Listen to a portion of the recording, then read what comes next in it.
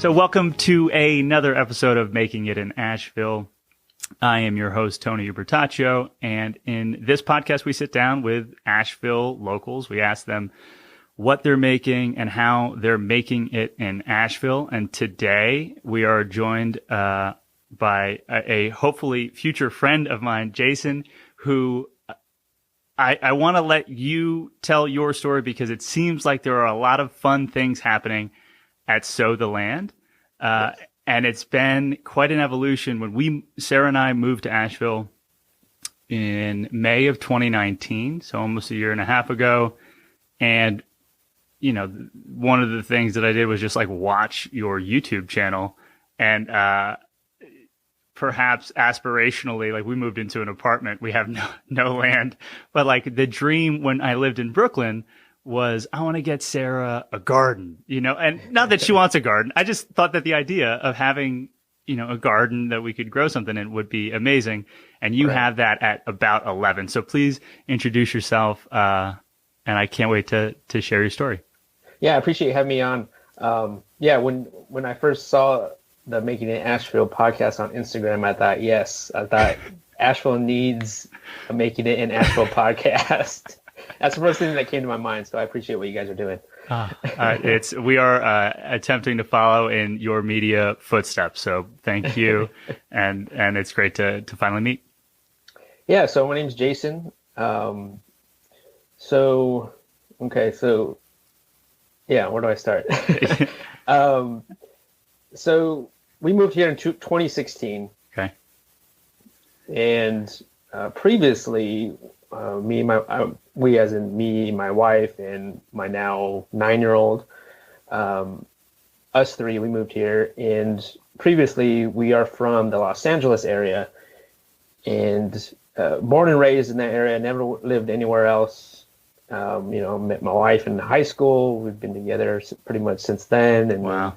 And in 2000, the end of 2009, I had just turned 30 years old, and I was diagnosed with cancer, and I had Hodgkin's lymphoma, and that really just kind of changed our life. Yeah. For real. Previously to that, we lived, I guess, a pretty normal California life, just skateboarding places, drinking smoothies. Yeah, what do Californians do? Surf, go to the beach, whatever. Yeah. So, but when I got that cancer diagnosis, it was just totally like, wow, like just came from nowhere. And I did 6 months of chemo, and that was it. And it was during that chemo process is where we started to just think about life. It just really makes you think, and what you really want out of life, and what is making us happy.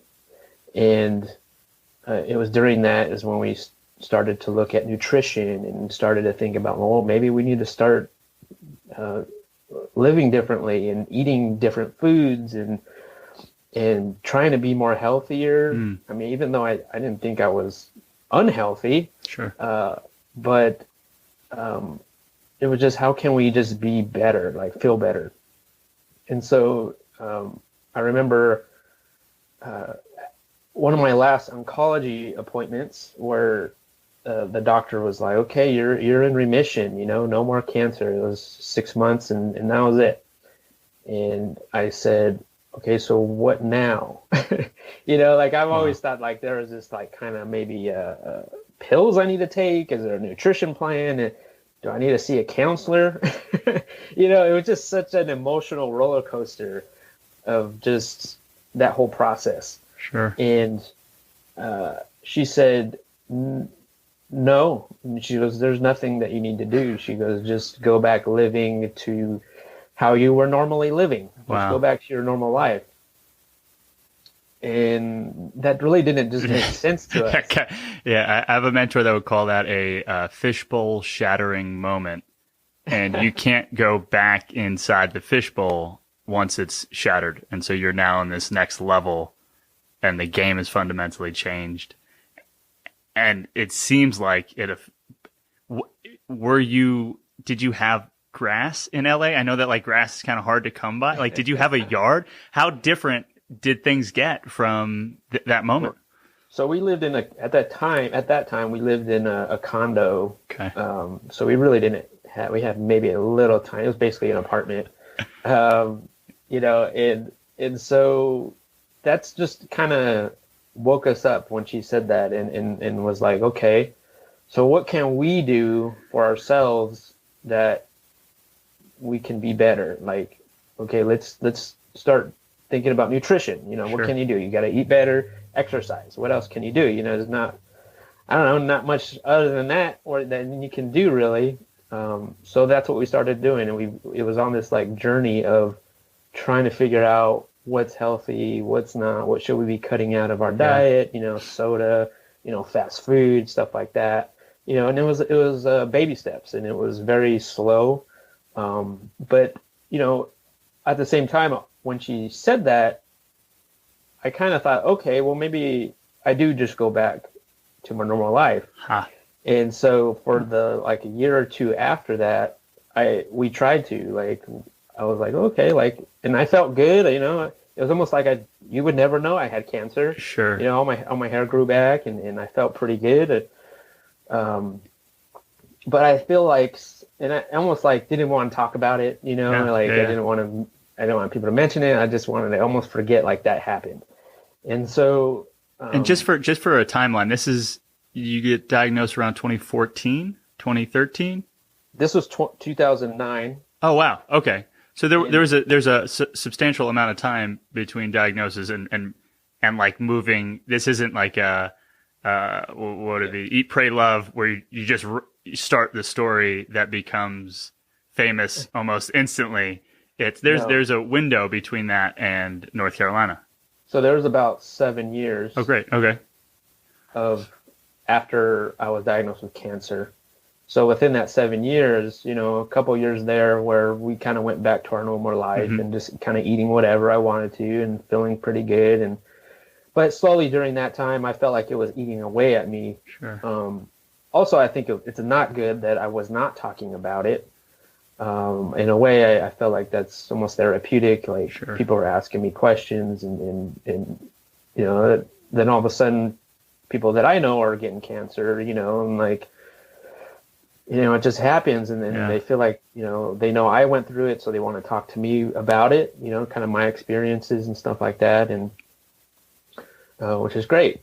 So it was during that time I thought we need to do something differently. This going back to our normal life is not working. And so, we started to look at nutrition, started figuring out we need to cook our own meals, we need to stop buying frozen dinners, stuff like that. And previously we've never had a garden. We're never around people who grow gardens. Yeah. And so from that condo, we bought our first home. Okay. And so LA area. LA area. Okay. We had, bigger backyard, front yard, the 4-bedroom house. Sure. And we're still trying to figure this out of what should we be eating, not eating. And so we started to do gluten free, Sure. We're not going to eat gluten and eating more just real whole foods. And, it was like this snowball effect of maybe we should start growing our own food. And just in case someone has made it this far in and doesn't have a sense of what you're up to today, maybe from that idea of maybe we start growing our own food, we jump to this moment and you just give a quick snapshot of what Sow the Land has going on in the greater Asheville area. Because from the idea of maybe we grow something to what I watch on Instagram and YouTube, it seems like a lifetime, and it's only been a couple of years. It's crazy. Yeah, we're on 1.5 acres now. We grew all of our meat for the entire year this year, and we have a 2,500 square foot garden. But yeah, it's a process though, trying to figure that out. Yeah. And so, I built some raised garden beds and we started, we bought some plant starts at the hardware store and we put them in the ground.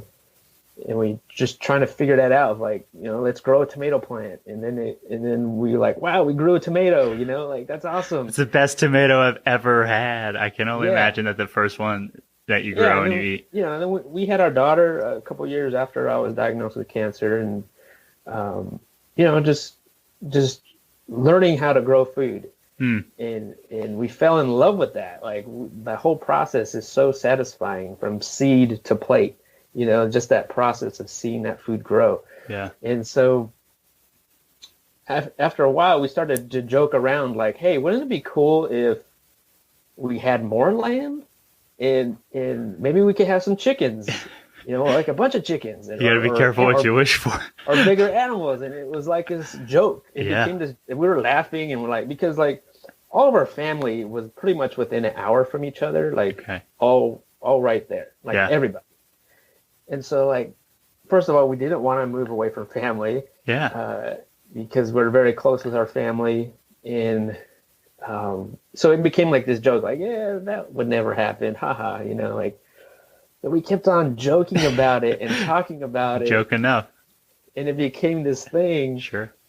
Where all of a sudden we started saying, well, if we're going to go start this farm somewhere one day, then we're not going to need all this stuff, in our home. Because my wife, she was working in the fashion industry in LA, and she had all these designer clothes and huge closet of stuff, and I had stuff, and we had collections, and we collected vintage furniture and all these things, and I'm like, well, we're not, and also like having cancer, things didn't matter anymore. I can only imagine. Things didn't matter. Like what mattered was just being happy and our health. Sure. And so we started getting rid of stuff slowly. It was like a snowball effect. We started getting rid of stuff in our house. Before you know it, we had nothing on our walls. We started getting rid of couches and chairs and lamps. And there was no like, hey, we're doing this. It was just like it started to happen. Like it just started to happen. You were like, maybe we need less. I find that fascinating because Sarah and I had, I would say something similar where we were like, oh, New York City, no version that we're aware of in New York is where we like aspirationally would be if given our choices, like not at the West Village, not the cutest spot on Central Park, or like none of that, speaks to us. What does? And it's like, maybe it's a yard, maybe it's nature's nearby, maybe it's a community that feels like a city, but isn't. And like, and then all of a sudden we're like, oh, we need to start looking for a place like that. And it seems like there's something similar happening in your story where you're like, we need less. And also there's this crazy idea of a farm. Right. And if we do that, we definitely need less. And it'd be better to sell stuff or get rid of it, not in a fire sale right before we leave, than like slowly over time. Yeah, it was just slowly over time. And wow. We either, sell it or get rid of it. We'll invite people over and be like, hey, we have all this stuff. Come take it, Wow. And, we had 2 cars. We pared down to 1 car. It was almost like we were having this minimalism mindset almost. And so, and my wife, she had already had quit her job in the fashion industry to be a stay-at-home mom when we had our daughter. And that was not in her plan either, in our plan. But, as soon as you have a baby, everything changes. And can I ask, what industry were you in? Because I see you and you are so handy and capable when I watch Instagram or YouTube. Were you in production, or is this just learned over time? So I had an office job, a 9-to-5 office job, and I was a computer drafter. So I drew up plans, kind of engineering plans. I worked for a low voltage company, and I did that for 17 years. Wow. And so at the same time as all this was going on and we're selling our stuff, and I had already, remission of cancer, trying to figure out how to grow food, my job was also kind of had been eating away at me. Sure. I was doing the same thing in front of a computer in artificial light, of just 17 years of the same exact thing. And that was eating away at me. I was like, I don't really want to do I really want to be doing this for the rest of my life? You know, I felt like there was no room for growth there, and that was eating away at me. But still didn't know how I was going to get away from that. So slowly, you know, we started getting rid of our stuff, and one of the last things, well, during all that too, we're trying to figure out like how to can food. You know, almost had this like home farming, homesteading mindset. In LA. In LA, yeah. Cool. Like try to live minimally. Yep. Let's see what we can fix instead of buying new. Let's get rid of stuff. You know, let's figure out how to can food, how to freeze dry food. You know, stuff like that. Like, and so, but very super small scale because we weren't hardly growing a whole lot. And so one of the last things that we had in our home was our kitchen table. Like our home was almost pretty much empty except for our kitchen table. We had a couch. And so I said, okay, if we sell this kitchen table, then I think we're pretty serious about trying to find land somewhere. Yeah, that sounds right. And so we sold, yeah. And so we sold it. And then shortly thereafter, we sold our house. Wow. And, you know, we kept some things like some tools and I guess necessities that we felt like I might need in the future. Yeah. That could possibly bring us some kind of income, like, you know, tools, like maybe I can make things. Yeah. But still, we really didn't know what this was going to look like or where we're going to be, where we're going to stay in California. I don't know. And so I think it's incredible.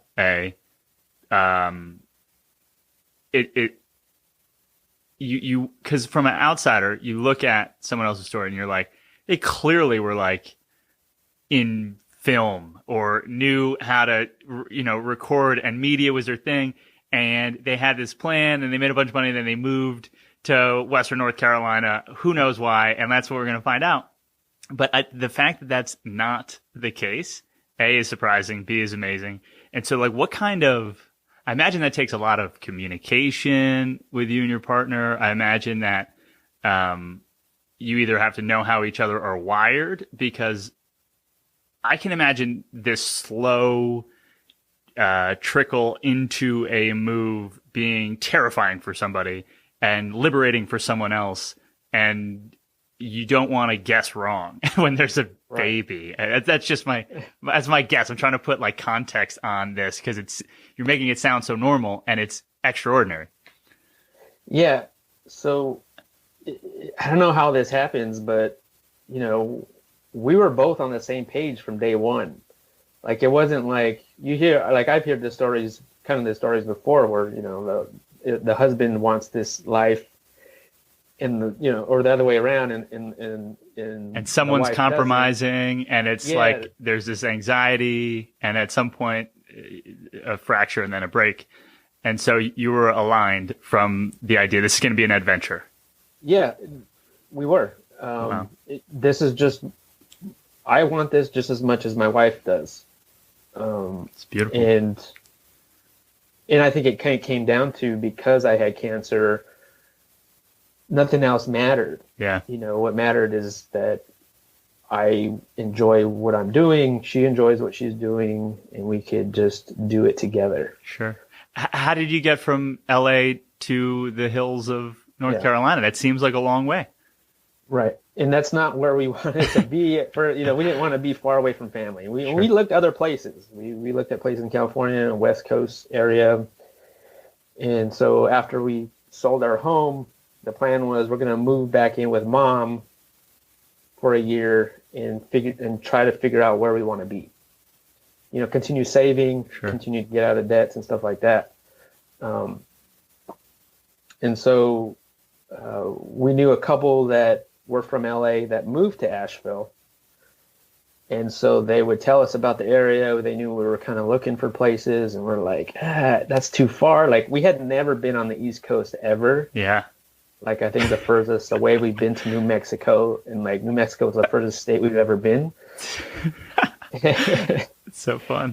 And so we went on vacation. We took a week-long vacation to Asheville area. And we didn't look at any places. We just wanted to go just to see what the place was like. Like we had no idea what it was like over here. And so we took that vacation, and in that week, we felt like this is where we needed to be. I don't know what that feeling is, but we felt like maybe because it's so much different than California, you know, like there's water, there's no droughts, you know, compared to there. There's green, you know, like it's beautiful. Yeah. And so who wouldn't love it, you know? Yeah. So we went back home after that vacation, and we're like, I don't know, you know, we're still kind of in this, like, it's too far. It's, you know, we don't want to be away from family like that, because we really didn't know anybody. We had no family over here. Yeah. You know, we didn't really know anybody. I mean, so 6 months, I think it was about 6 months after we came back from that vacation, I said, well, I need to go look. Yeah. Like, actually go look. You know, you can look online, all these websites, and it just, I didn't know the area, so I really didn't know where this place was or how far it was from this place or that. Sure.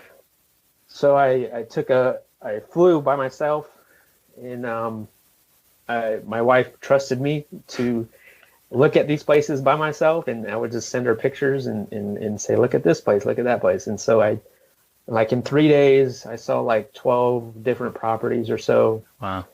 And the place that we're at now was the last place I saw. And it was also not the area that we wanted to be at. Sure. But it ended up being the place we chose. Yeah. And where are you?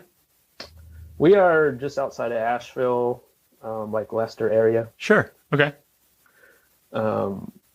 You know, it's a single wide mobile home. It was run down. You know, we did not want to live in a mobile home. You know, being from California, you know, mobile homes get this bad reputation.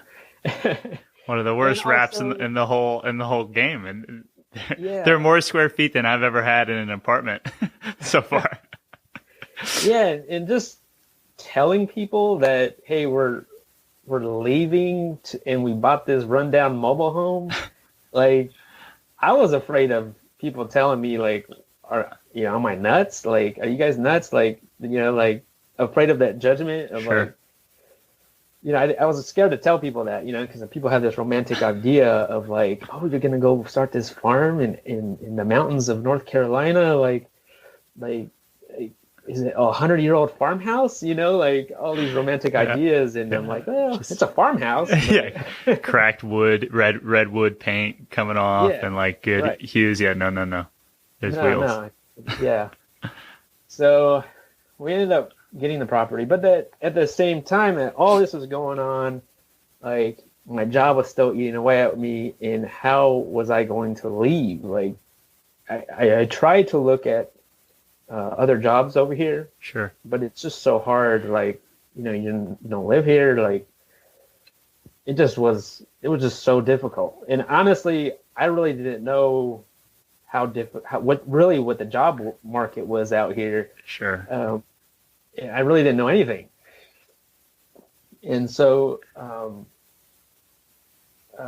we ended up getting the property, and at that same time, I had a second cancer scare where I thought for sure my cancer was back. Mm. And then, so we already had the property, but at the same time, my cancer might be back, and then my job was eating away at me. I had to figure out that part. And so one thing I decided to do was just leave. I was just going to leave my job, and we're just going to go figure it out. That was the plan. We're just going to go leave and figure it out, and if it's meant to be, it'll happen. Love it. Love it. And you know, we had a savings, of course, so that helped. That was like a good start for us to help us make that transition. But do you remember about how long? I mean, because you mentioned debt, and I'm going to get specific. You can say as loose as you want, but you mentioned like live with the maybe in-laws or parents to reduce some debt. Like we moved to Asheville, I still had a bunch of student debts, but relatively, our fixed costs on a month-to-month, we had between 6 and 12 months of, if we make no money, all we have to do is eat as little food as possible, and like we'll survive 6 months. And I suspect over the course of 6 months, we'll figure something out. Right. Is that like, do you remember about how much time in runway language you might have had? I think I think kind of us the same thing. I think we said 6 months. Yeah. Let's save enough for 6 months to live. Sure. I think it ended up being like 3 or 4 months where I didn't work at all. Wow. Or a steady income anyways. Yeah.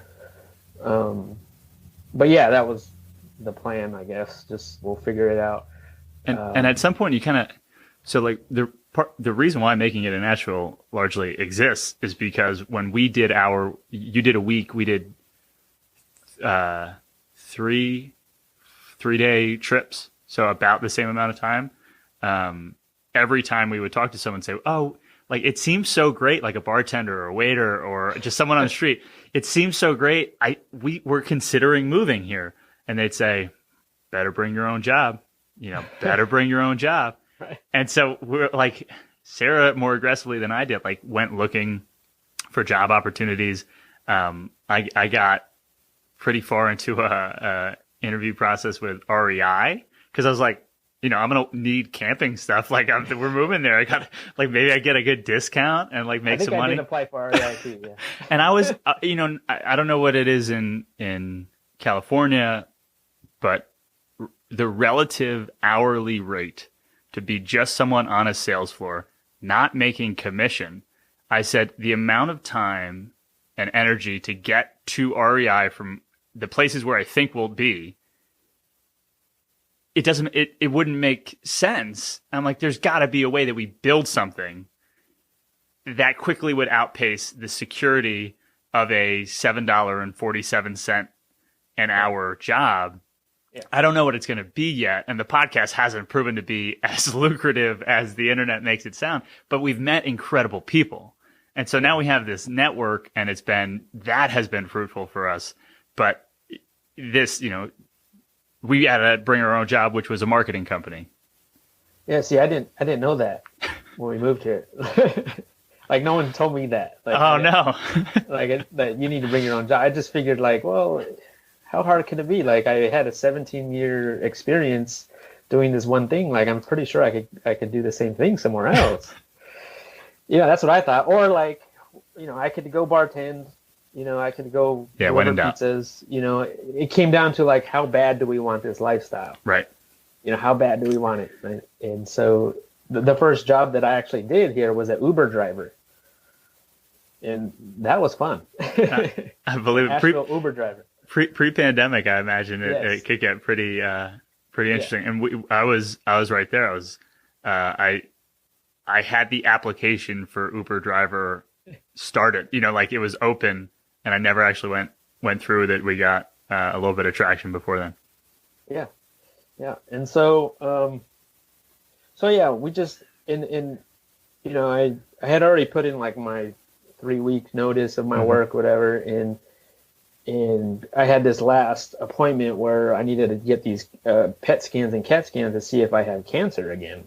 Yeah. So I thought, well, if I have cancer again, we can't make this move. Yeah.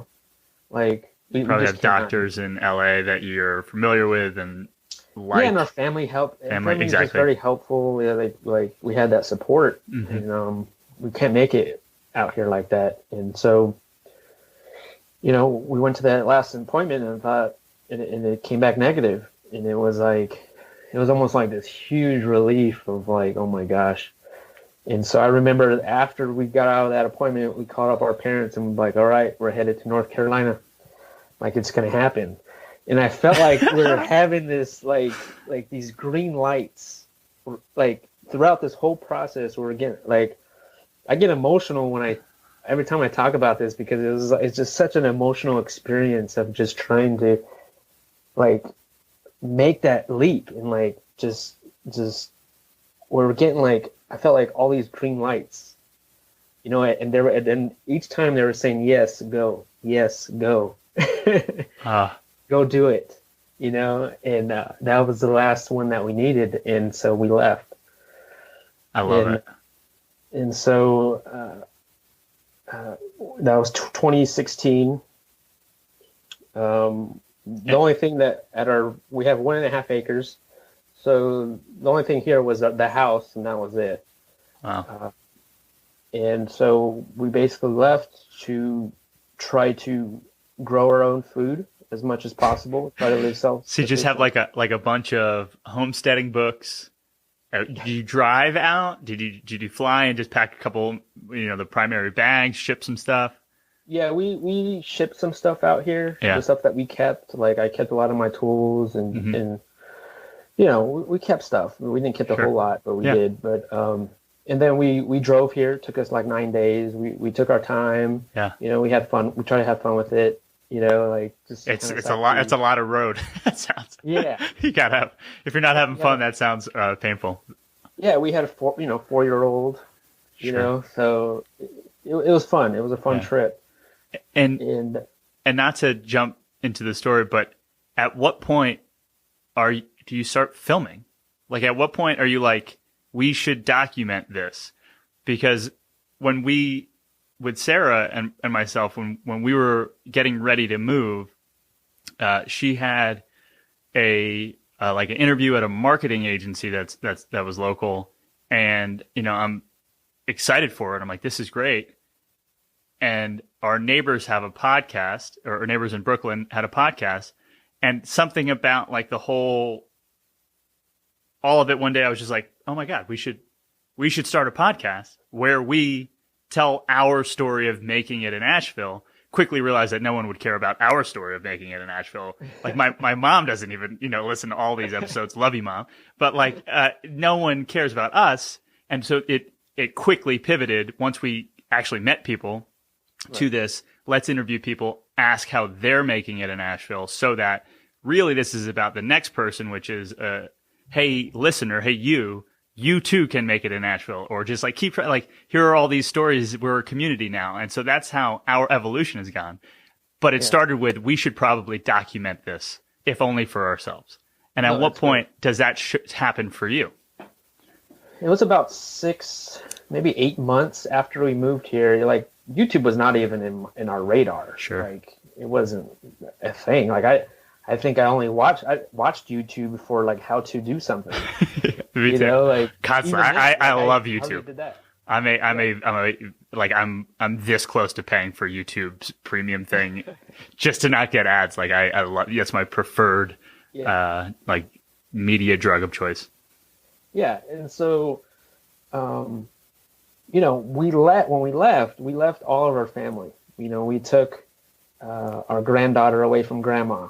You know, their granddaughter away. You know, like, so it was very difficult. Like, that has to be the hardest thing for us, was being away from our family. And so, you know, our family was like, really fully didn't really understand why we wanted to move away. Sure.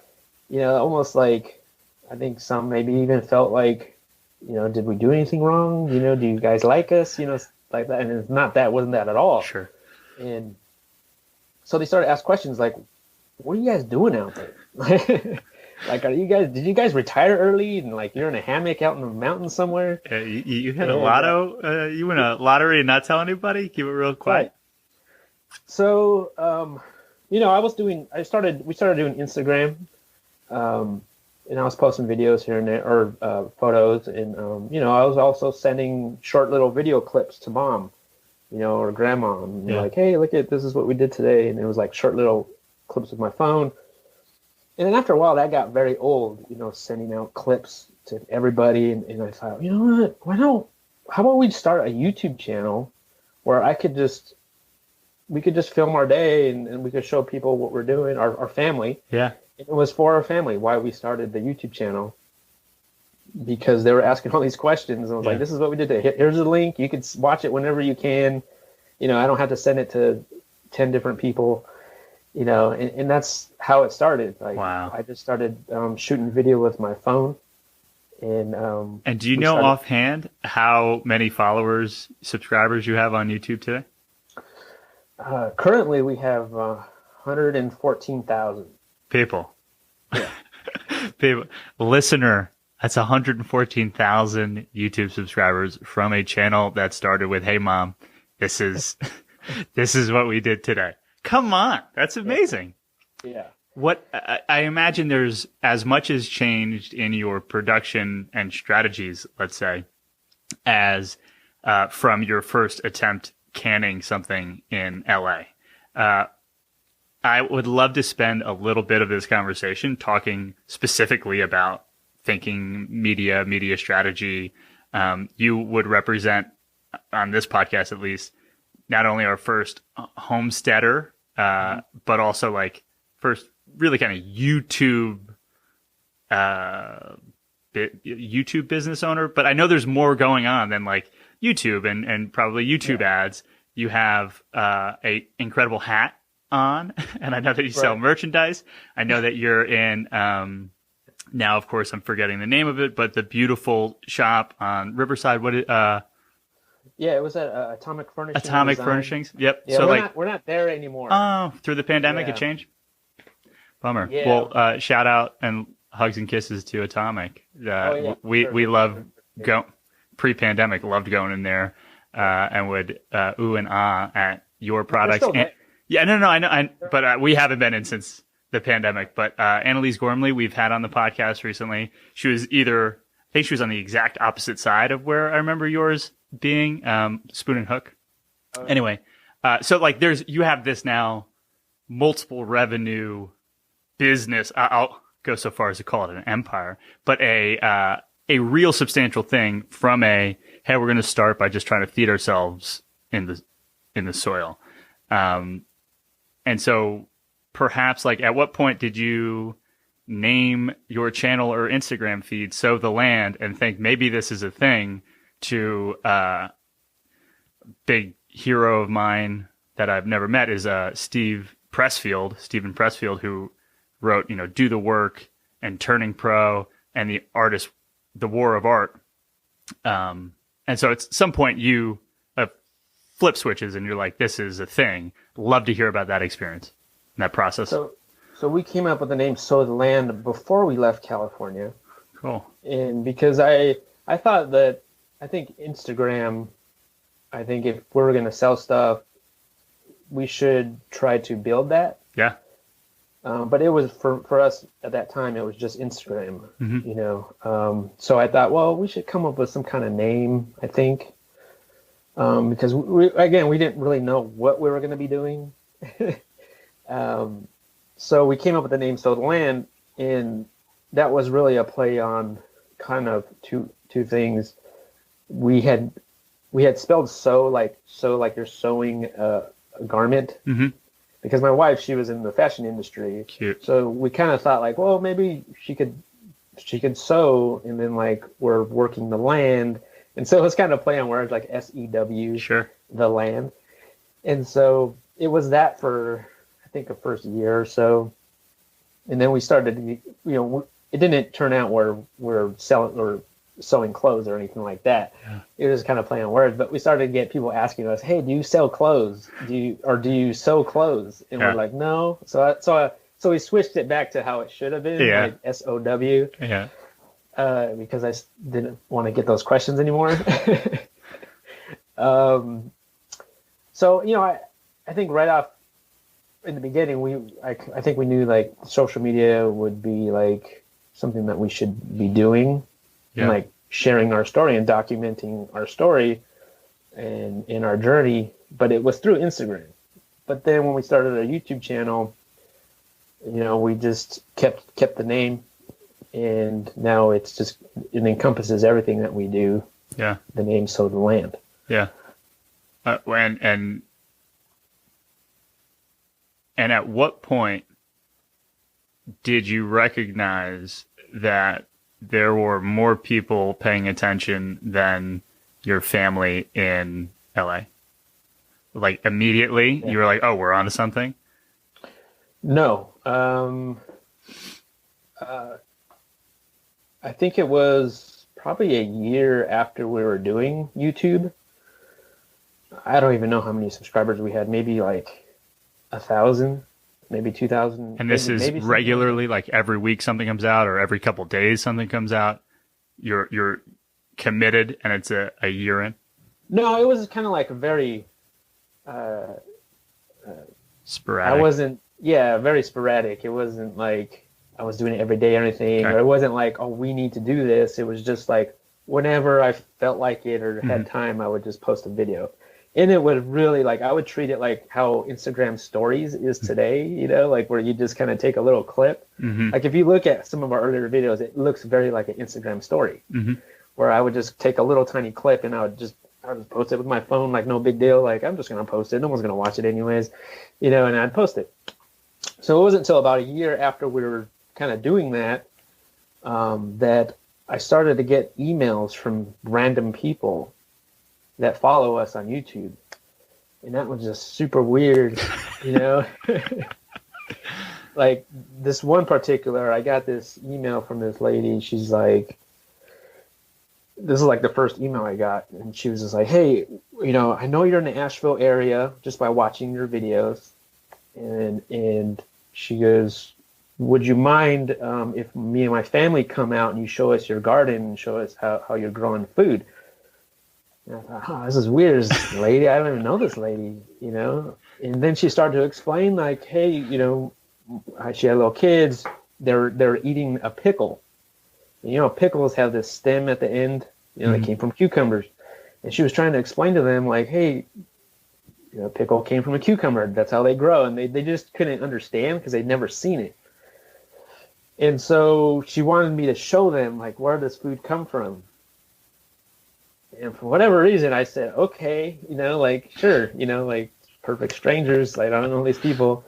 And I was like, hey, we have these people coming over and they want us to show us our garden. And so they came over. They were super nice. And we had a bunch of food growing at that time. And we had a bunch of cucumbers growing. And I was like, look, this is where your pickle comes from.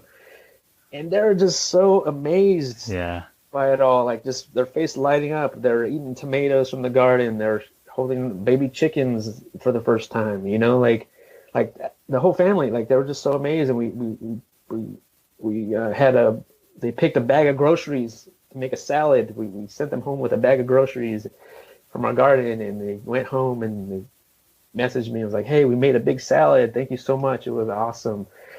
And after that, I was like, and I don't think I was even we were making anything off of YouTube at that time. Sure. But just that moment was just like this, like, we need to keep on doing this.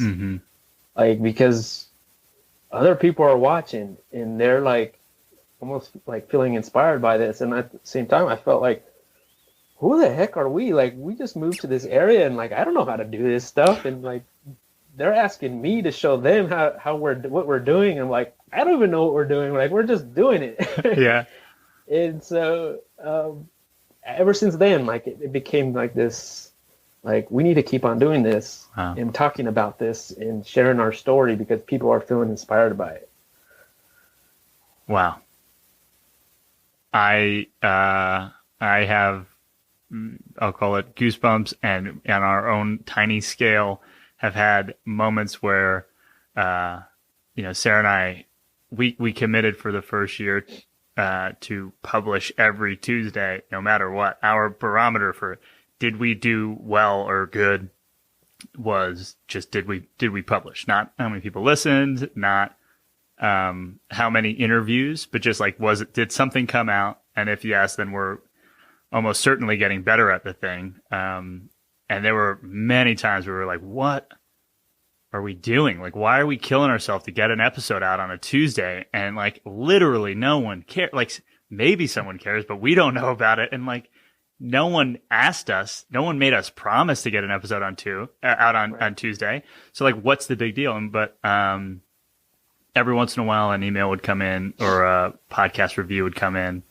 and we'd be like, oh my God. Okay. Well, you know, maybe we do keep doing this. Like, yeah. And it's just like right when we were down to our wits' end, and like we'd get this, I'd say gust of I don't know, realization or affirmation. And so that I hear you, and I, on a small scale, feel that. And I'm wondering, the process to go from, call it, 1 subscriber mom to your 1,000th subscriber. It seems just like, volume helps probably the most. You're going to need to learn. You're going to need to do things wrong. You're going to need to get comfortable with turning a camera around or whatever it is. Mm-hmm. To go from 1,000 to 10,000 or 10,000 to 100,000, were there any processes or like specific strategies that stand out to you as like, this really helped? I'm really glad that we started doing this, whatever that is. Like I started doing it with my phone, mm-hmm. And then from there it kind of just evolved. And that's just me just wanting to improve the quality, the picture and the sound. And so from there it went from a flip phone to one of these little flip phones. Mm-hmm. The G7X? Yep. Right on. Yep. And this is really great. Like, this is a really good phone because now I can see I can see myself, right? Right. With a phone, it's kind of hard. If you're using the good camera on a phone, at least, right? If you're using the selfie camera, right. You can see obviously, but it's not the best for the viewer. But then I felt like it wasn't. And then after that, I moved to this. All right. So what do we got here? This is a Canon 80D. 80D. Okay. That's funny. Can't pay attention. No matter how hard, it won't pay attention. It's the Canon 80D. Yeah. And then this is a Rode mic on this. With a little dead cat on top. So now you're getting great audio. Now you're getting a much bigger, I imagine it's, I'm not a camera pro, but it's a larger f-stop, so you can get shoot probably in lower light or zoom in better. This is a wide angle lens. Wide angle, okay. So even at arm's length plus a little, you're able to get you and more. Yeah, you can get more. You get more of the shot, and you can switch lenses and stuff like that. So going from this to this was so intimidating for me because I thought, who am I? I'm not this. I'm not a filmmaker. I'm not professional. I'm just some dude. At best, I'm point and shoot guy or iPhone guy, not a DSLR guy. Yeah. Going all these buttons, I still don't know what all these buttons do. I just know record and that's it. Yeah. Autofocus, record, and we're in business. Yeah. This is not me. I almost, I bought this and I was like, I really bought it because of the mic. Sure. I wanted it to be better sounding. And so I almost returned it. And I was like, this is not what I want to do. And so, but I didn't. I just kept with it. And the first time, because sometimes some of our videos, I go into Asheville, we went into the farmer's market, and it's our day at the farmer's market, and we're just going out about our day filming. And when I first got that, we were doing that video, and I was like, I got to bring this giant thing, and we're going to talk into it in front of all these people who care, who for that moment will care about me or pass judgment. And what were the lessons there? No one cares, no one really pays attention, or you get some side eye? What do you? What are your lived experiences with a big camera and a dead cat?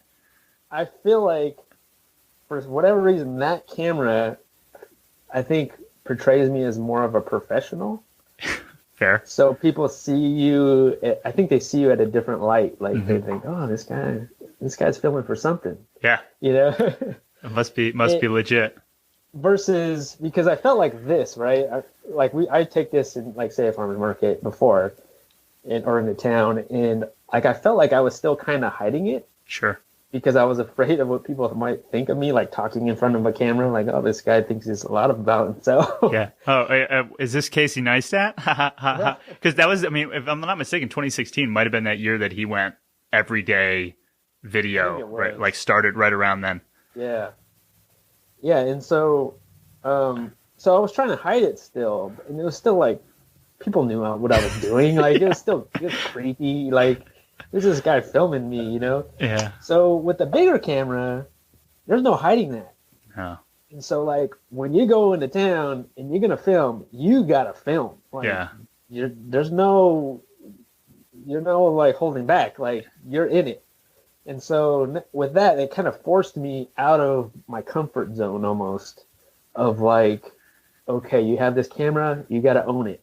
You got to, like sometimes I'll interview like someone selling at the farmer's market, and rather than just stick the camera in their face, I like talk to them first and be like, hey, you mind being on camera? I always ask people. Yeah. 99% of the time they say yes. Well, occasionally that person was like, no, I'm okay. I don't want to be on camera, which is fine. Absolutely. But with the big camera, like, I felt like it was important to started asking people and be like, hey, you might be on camera. I have, and then I explained, like, I have my own YouTube channel, and they're like, oh, cool. like everyone's like awesome about it. Like, they're like, oh, they're all about it. And so that kind of forced me, I think, to be a better filmmaker and be a better storyteller. And the sound's better, and the overall experience is better, and it forced me to get out of my comfort zone and be more comfortable talking to people in front of the camera, and me talking to the camera, and that I think has helped us a ton to kind of bring it to another level. Sure. So if I'm reading that back, there's something about I'll call it a gear level up when you're in public, at least, that forces you to have a skill level up as well. But so then would you say that the improvements in gear also then led to overall better reception to the videos themselves? Like the content improved because you maybe had more personality or more free than you were before, less guarded, less concerned, and a higher quality video, higher quality audio let people enjoy the content more? It's like those two things. Yeah, and I think people can see that in the videos, also because, you spent a lot of money on this camera, so you want to get the most use out of it, you really want to make it work. And so I think people see that, and they see like your attitude almost changes, like you're really putting some effort into it and some passion behind what you're saying and what kind of story you're trying to put out, and you're happy and you want to be there, instead of just with your phone, like, oh, I'm with my phone, like, like you're unhappy with the quality of this, but you're still doing it, and you're like, this is not going to come out good, But I think people could kind of sense that, and definitely like. But it's a process though, sure. Like you have to start small. I feel start with what you have and then work up. Yeah. At the end of the day, one of the things that I always try and remind myself of, though I figure out ways to block myself all the time, is that if you want to do a thing, you can do it with what you have available to you right now. If you want to do a thing perfectly, right, like. I don't know how great the audio is. We're trying a slightly new podcast setup on this episode. It might not be perfect, but I'm really enjoying this conversation with you. And like worst case scenario is that there's some pops and cracks where the video freezes once in a while. And best case scenario is that no one notices except for me, all the issues, and we make a difference somehow to one person who happens to find this episode. And I try to remember that. I try to keep that in mind as, the new thing that I want to try gets blocked by not having the highest speed, coolest, newest version of the thing. Right. Because you might not ever even start, Yeah. You got to start. You got to just start doing stuff and posting it, no matter if you feel it's quality or not, because to another person, they might be like, oh, this is great. Yeah. Or normalizing, the lived experience. I think it's one thing. So here's a question for you. As you started, and it's been now years, but as you started, I think there's a tendency for people to attempt to want to be like, have you seen the movie 8th Grade by chance? It's relatively new. I can't think of the director's name. He's a Bo Burnham made a movie called 8th Grade. he's fantastic. He's like OG YouTuber. He used to video himself playing really crazy songs that he wrote himself that were very funny. But he wrote a movie called Eighth Grade, where this eighth grade girl going through experiences that eighth grade girls go through about like, am I enough? Do people like me? Am I pretty? Starts a YouTube channel where she's effectively giving out like self-help advice. And the movie makes it pretty clear that she says things and doesn't like live them because she's too young. And there's like, you can't be profound necessarily at 13. But she's, trying. And so I'm wondering, early days, were you saying like, hey, homesteaders who want to learn everything about homesteading, follow me because I know everything about homesteading? My guess is no, but maybe it was. Or were you documenting, right? So that's the thing Gary Vee will say is like document versus, I don't know, educate, create, right?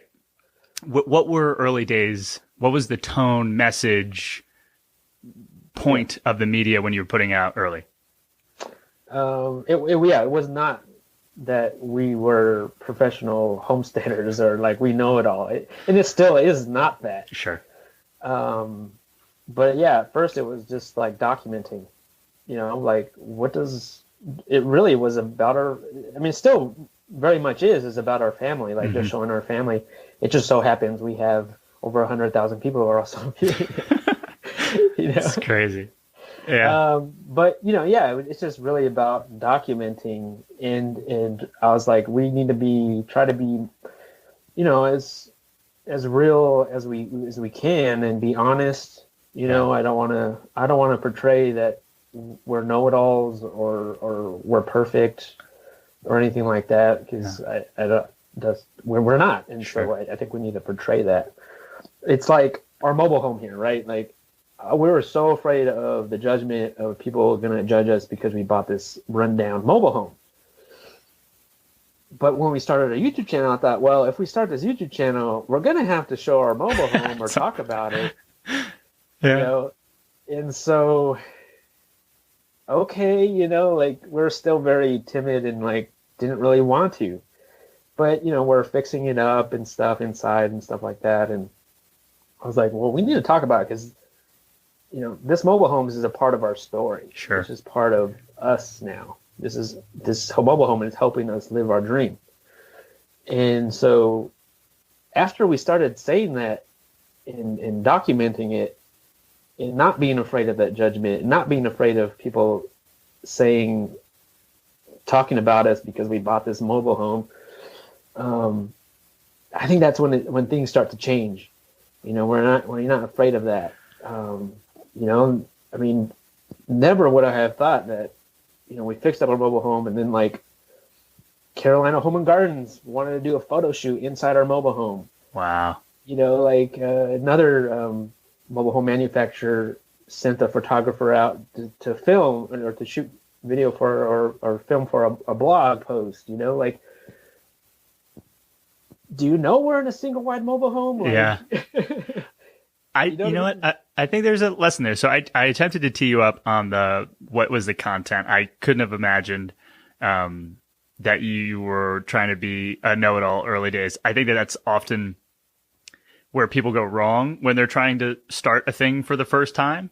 It's like, if the more people are really good at identifying, I'll call it BS, but like when there's an incongruence with something, and you don't have to necessarily be able to put a finger on exactly what it is, but like something's wrong here. And so that honesty is transparent, I'll say. And then with what you just talked about of like this thing that could create shame, I'm starting to have the opinion that acceptance of the shame thing and like ownership of the shame thing, whatever it is often people's like superpower. And it's not common to be able to say, this single wide trailer that makes me very uncomfortable right now.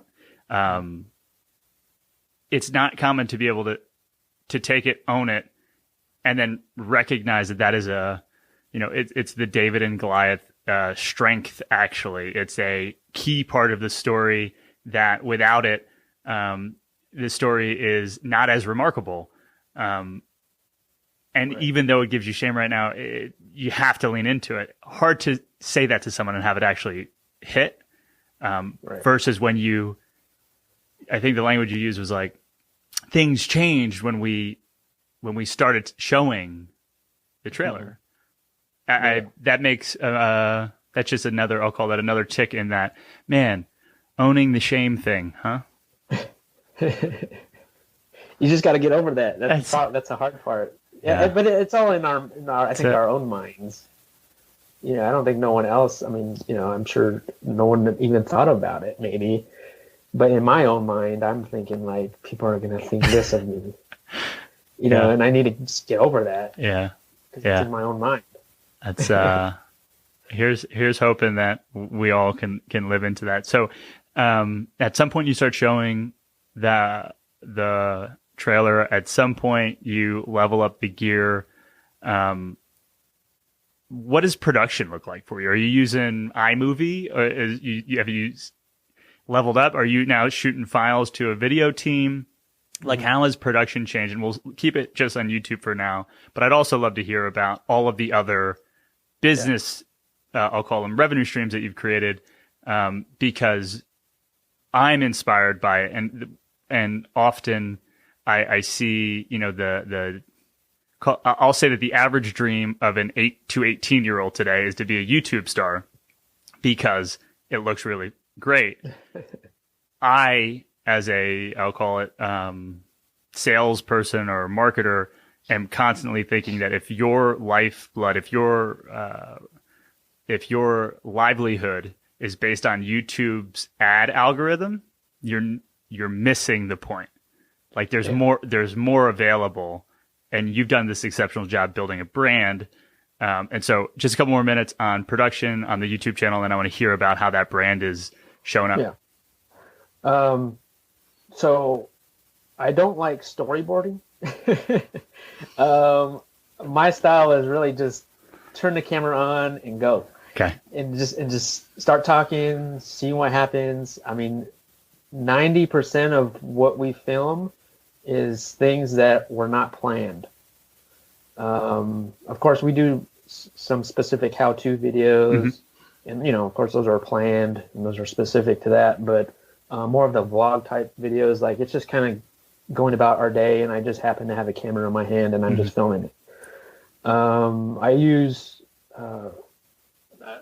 iMovie, which is what I started out on, and iMovie's free, comes with a Mac. Yeah. You're paying for the Mac. Let's utilize its capacity.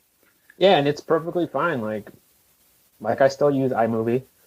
Slowly, I'm kind of transitioning over to like Adobe Premiere. It's more involved. It's not as streamlined. You can do a ton of stuff. It's like professional things, but at the same time, it's not really needed. I think I'm just doing it just to learn a new skill, I think.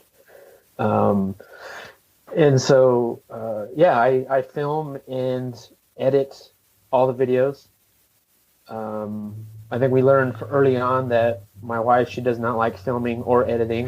That's fair. And a lot of people don't. But for me, like, I love filming and I love editing. Like, I love the whole process of it.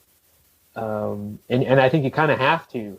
You don't have to, but it helps. Sure, when you want to build a channel, you got to love doing it, because the editing part, it can take, like right now, it can take, I'll film, say, an hour and a half of footage, of total footage of, say, just a vlog of just our day, and it's about an hour and a half long. I'll edit that down to about 7 to 10 minutes, and that edit will take me about 4 to 6 hours.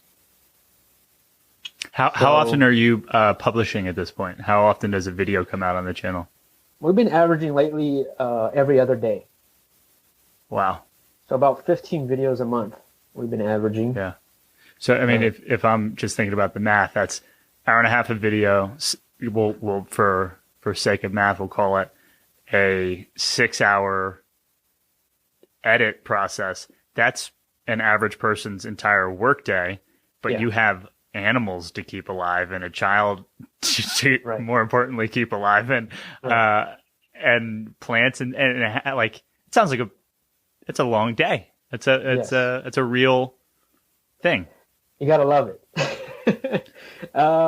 Yeah, and usually the editing is like my night job. Sure. Okay. You know, and that's something I'm still trying to figure that out. Like, figure out a schedule, Mm-hmm. and that's hard for me because I feel like I have all these other things going on that it's hard to have a schedule. Yeah, I mean, if you were just a video editor, that's a real gig. But I've seen some of the products that you build, and right. A big part of my YouTube fandom. I follow all of these woodworkers. I've never used a wood plane in my life. Like, like my dad, I don't know if he knows which side of a hammer to use.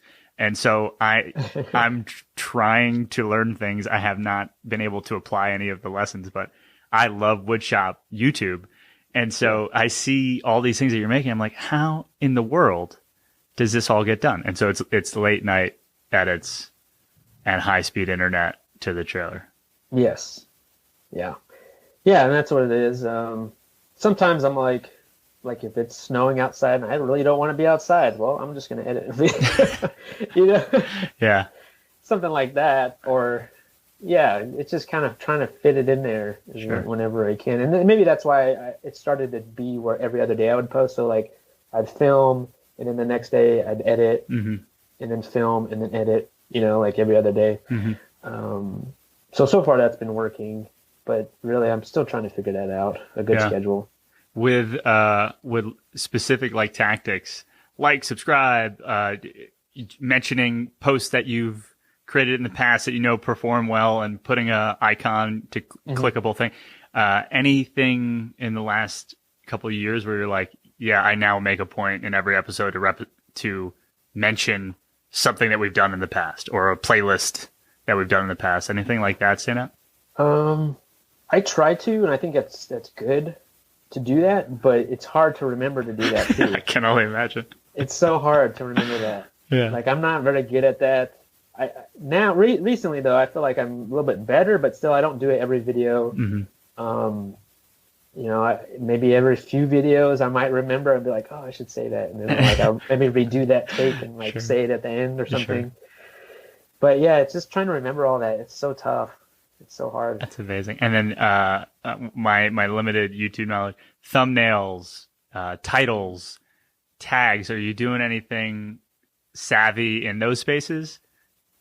And that too, man. Like it's just trying to figure it all out and like seeing. I don't know. Honestly, I don't know what works. I mean, you try to. Like you see some of these other big YouTubers, like millions of followers, and kind of see like what they're doing. But then again, you really can't copy people because what might work for them might not work for me. It's just, you kind of like do it and just see what kind of response you get from it. And you learn from there, like see like, okay, this particular video got more views than this one. Maybe it's because I used a different thumbnail. Maybe I put like words on the thumbnail or like maybe it stands out more. Yeah. Maybe I need to do that again for the next one, and then just kind of see where that goes. Keep on doing it and seeing how the views are. But then it could be the content that I'm putting out is better than this one. Do you have any kind of structured every month? I go back and look at data every quarter, or is it just kind of by feel at this point?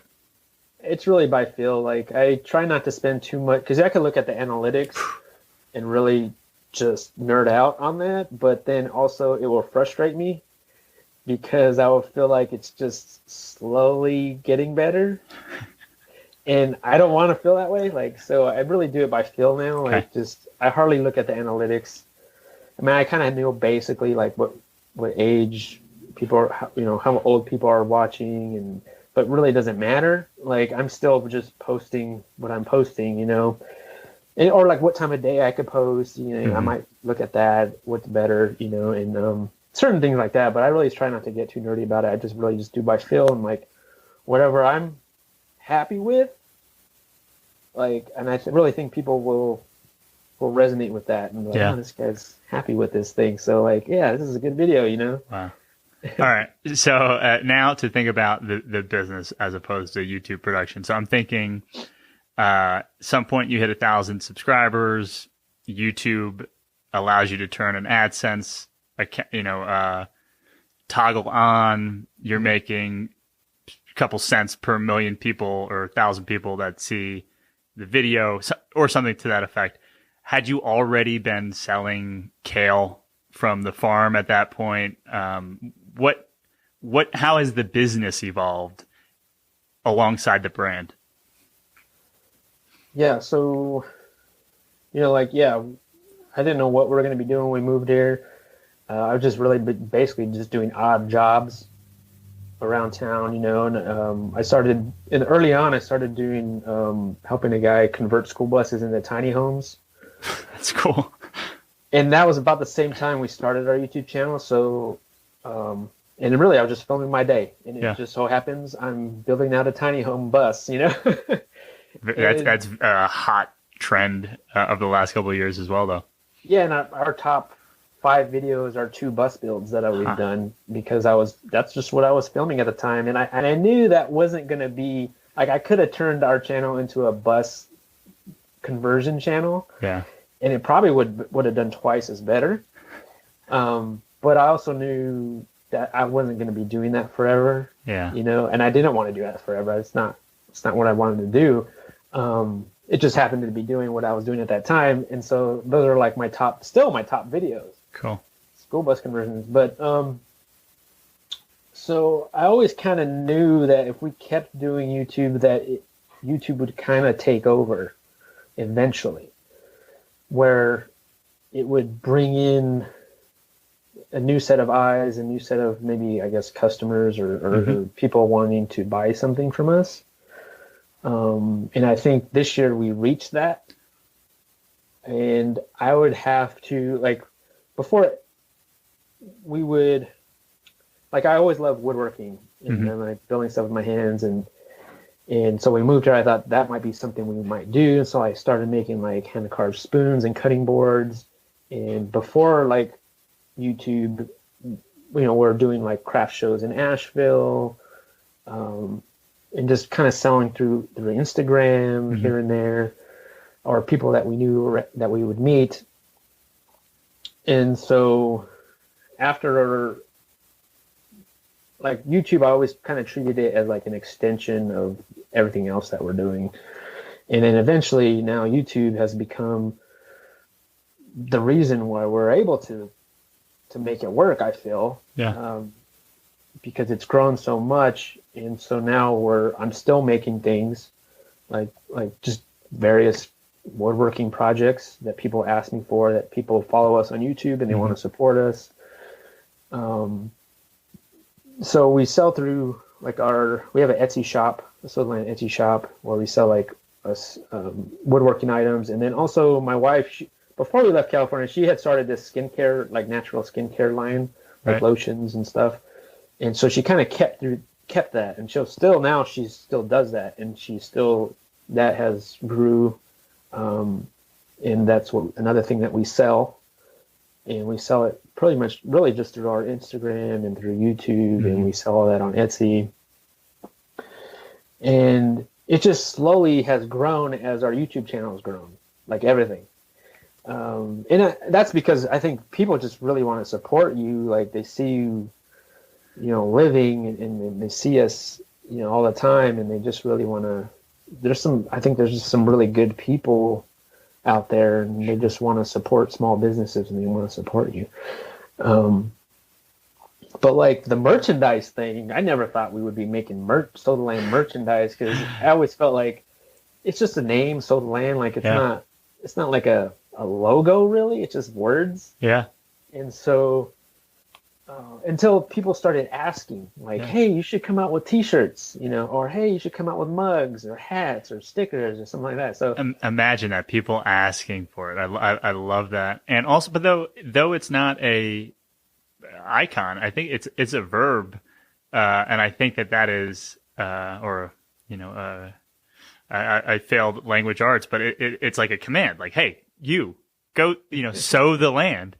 And that's a flag that I think a lot of people probably want to fly. And so you have I don't know if it's considered actually a trademark, but you have a phrase, a saying that shows up a lot. What is that phrase? Is it make food? Oh, grow food, build stuff, repeat. Love it. Because I know it might not make sense. Grow food, build stuff, like that doesn't go together.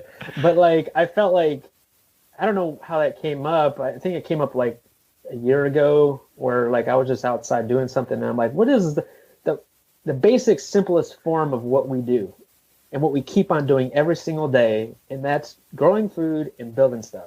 Love it. That's all I'm doing. Yeah. Every single day. And so like, why not just make a shirt that says grow food, build stuff? And then, one of the, other shirts you've seen, and it says repeat or something like that. So I kind of play on that. And then I just made up a shirt that said grow food, build stuff, repeat. And people are like, oh my gosh, this is awesome. And they started buying the shirt, and it kind of evolved from there. And now we have stickers and like hats and beanies, and it's all like grow food, build stuff. Cause I thought like, this is everybody in the farming, homesteading space, especially, this is all that we're doing is we're growing food and we're building things, like, and we're doing it ourselves, and so that's the basic bare bones of it. And then, I started, for whatever reason, like I've always, in the morning when I go out and feed my chickens, my daughter named all our chickens, right? So we have this chicken named Bernice, right? And so every morning I was like, hey, good morning, Bernice, what's up? And like, for whatever reason, I've always deleted that portion out of the videos, like early on. And so one day, like, I just kept that, because I always thought it was kind of corny. Like, it's kind of corny. I'm kind of embarrassed that I say that. But then I left that portion in the video. And this was a couple years ago. And I just, hey, good morning, Bernice. And so, like, people love the way I said that and the way I greeted my chickens, that people started asking for, you need to come out with Bernice t-shirts, right? And I'm like, really? Chicken? Like, that seems kind of weird. Like, I don't know if people would buy that. And so again, enough people asking, and then so I'm like, all right, I'm gonna do it. I'm gonna come out with a Hey Bernice t-shirt, and I did. And that first month, I sold like over 200 t-shirts. Wow. And it's just a, Hey Bernice t-shirt. And we still have that t-shirt, and that kind of evolved into other t-shirts and like stickers and stuff like that. And it became this thing. Like, that's like one of the things that I say on my YouTube channel in the morning when I have chickens there. Like, hey Bernice, good morning. And it just became this thing that is just like, it's silly, but it's kind of And funny. you couldn't have expected it. We're like, there's Peter McKinnon's like, what's up, everybody? Or like, and there's like this thing that'll happen. And I don't know, like maybe his was planned. I imagine he just did it once and people made a point about it in the comments. Yeah. And it's so cool that you have a thing. Yeah. And it's just like, I think it's just really like, I guess I'm just listening to the people following us, like listening to their comments and seeing what they're saying, and because otherwise I wouldn't have came up with a Bernice t-shirt, like, or a Sodaland shirt. Like, it's just really me just trying to listen to what they have to say and what they want. Have you thought you were listening before and missed ever? Created a flop, zigged when you should have zagged? Or has it been mostly green lights? Yeah, I think so. I mean, it's not, I feel like I'm not doing enough. Like, I feel like everyone feels that. I feel like sometimes I'm disappointing them. Like I feel like I need to give them more of things, but it's tough. And it's not like I don't put, like, there's very low risk. Mm-hmm. I mean, it's just a t-shirt, like I'm not creating huge things to sell and spending all this money up front. You know what I mean? Like it's just a t-shirt, it's just a hat, it's not a huge amount of money. So I feel like it's low risk, even if it does flop. Yeah. And if anything, like I have a hat for myself, like, yeah, sick. like we have a t-shirt for ourselves, Yeah. or like, my mom can buy a t-shirt, like. And there's a ton of kind of just-in-time manufacturing. It's a slimmer margin, but in the version 1, it could be fulfilled in real time if you had to. Yeah, and as the channel grows and as the presence grows, like that's going to grow, like the t-shirt sales and the merchandise. Yeah. And so it's nice where I don't have to ship it. Yeah. Yeah. Or deal with that. Another company can do that, and it doesn't matter if we grow or not because they're just doing it. Yeah. I just heard something. Mr. Beast, gigantic YouTube channel for those of you. I think he does like $6 million a month in that can't be right. $6 million a year in just merch. Like that's a gigantic fashion brand. Just like alone, right? Oh, like for sure. I wouldn't doubt that. That's Looney Tunes. How interesting and how crazy. But he's got a team, I think now of like 32 people that support that channel alone. And that is this interesting place. Have you worked with any subcontractors or contractors to help do things in the Sow the Land business? I have not. Okay. I feel like lately I've been thinking about that. We've been thinking about that. Because I feel like eventually we're going to get there. We're going to hire somebody to do something. I don't know what yet, but I feel like we're very just starting to talk about that. Okay. And figure that out and try to make that leap. That's going to be another one of those scary leaps, I think, just to like do that. And it's weird that we're even having that conversation at this point. Like, fantastic. But I think for growth, though, like we're going to have to do something like that. Sure. If it's just one person like helping us ship stuff or, just something. Mm-hmm. Yeah. I think that's just part of it. So that'll lead me to, I'll call it section 3 of our podcast, talking about the future. What things are you thinking about? This episode won't come out until 2021, right? So we're in December now while recording. What things are top of mind for you? It might be holidays and personal or professional. What are you excited about in 2021?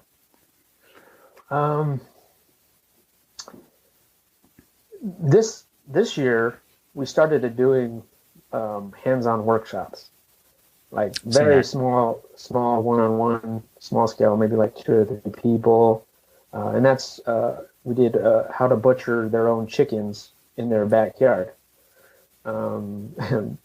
This year, people started panic buying things, and so they started panic buying chickens.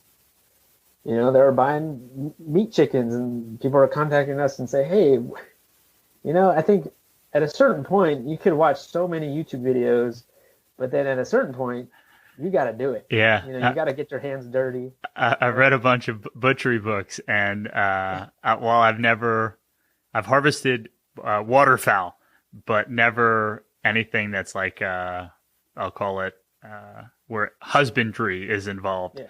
And so I don't know that experience. And all of the books have a seemingly massive, another fishbowl moment where they're like, all right, I've raised this pig. It's go time. What happens now? Yeah, it's just a different experience. And I think without having to like go all in and buy 100 chickens, like take a workshop, or reach out to somebody local, like a local farm, or if you know somebody, like go and help them butcher their chickens, Sure. So anyways, we started doing those workshops very small scale this year, and I would hope that we could do more of that next year. Yeah. Depending with everything going on right now, I would hope we could do like more people, and more of those hands-on workshops. I think is important. Yeah. I think it's a necessity because more and more we're seeing this year that more people want to learn this stuff. Yeah. They want to be more self-sufficient and know where their food comes from. And I would hope we can do that next year.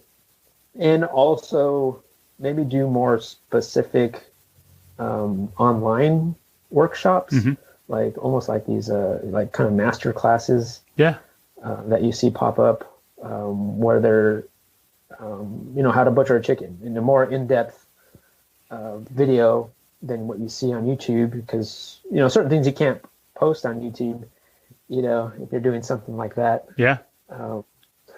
So I would hope we could do more of that. More, if you can't take a workshop, maybe you could do an online workshop. Absolutely. But I see that happening next year. And our place here, I've always thought of it as just a learning experience, and a place that is not going to be our forever home. Sure. Like, it was just to get us out here, get us starting, get our hands dirty, get us to learn stuff and build things, and just try to figure all this out and seeing if we like doing these things. Mm-hmm. And then go from there. Like, I've always thought that we would get maybe a little bit bigger property and maybe do more hands-on type workshops, maybe Mm-hmm. have these experiences, farming experiences, where people could come out and like hang out and maybe have farm dinners or something like that, or or learn how to do something, grow food, build stuff. And I think a hands-on experience, I think people are going to love to do. I am in agreement. I think that you're completely right. My unsolicited thoughts and advice is, before you go crazy building the high-speed, sexy class, do the cell phone version of the class to the people who really, really, really want it first, and have it be, learn some of the things about trying to run a live program from your trailer. Yeah.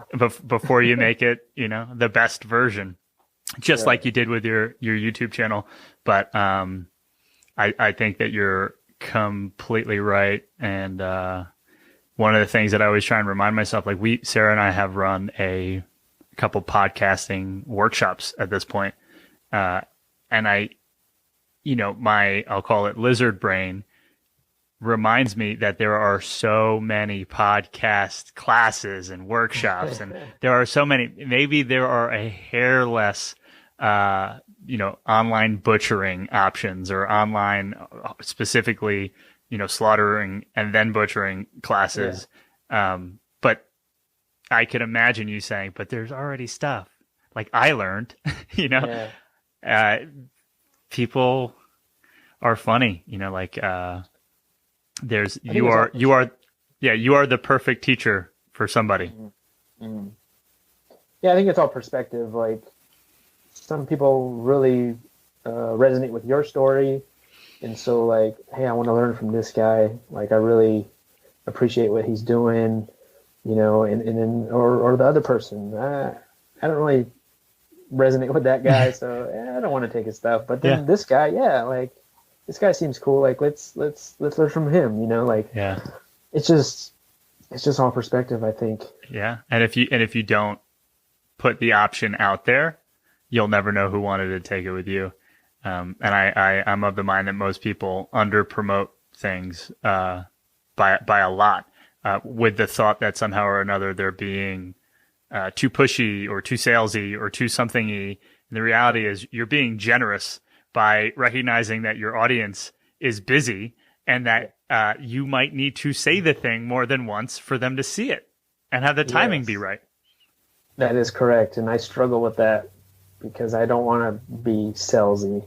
It's flip the narrative to I'm being generous. I am assuming that they are busy, real humans who don't, wait on bated breath with everything that I say, and therefore saying it again is an act of service. Yes, I agree. Cool. With the final sections here, I want to say two word association for you. Asheville and community. What shows up for you? Like, what comes up? Yeah. Asheville community. Inspiring. I think the people that we've met in the community, no matter what they're doing, they all have a story to tell. You know, like everyone has a cool story to tell, like how they became here, how they're from here, the things that they're doing, what drew them here. You know, 'cause I think there's a lot of those words being thrown around, like I was drawn here by something. You know, like we were. And I feel like the community has been incredible support. Everyone kind of supports each other, you know, like everyone's kind of on this same, I feel like on the same path of just trying to live their passions, you know. And I think it's beautiful. Yeah,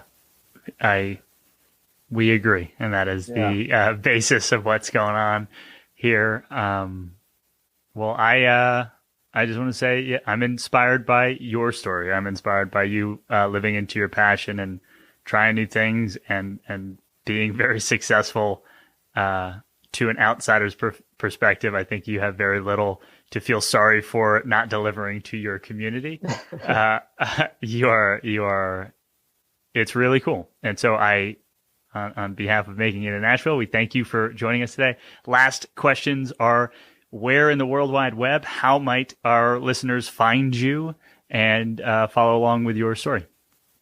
You can find us on our YouTube channel at Sow the Land, and also on Instagram, Facebook. We have our website, sowtheland.com. And yeah, we're all there. They're everywhere. And we will have links to all of those places in the show notes, and on Instagram if you watch it there, or YouTube if you watch this conversation. So thank you once again, Jason, for your time today. Yeah, I appreciate it. It's fun. Thank you.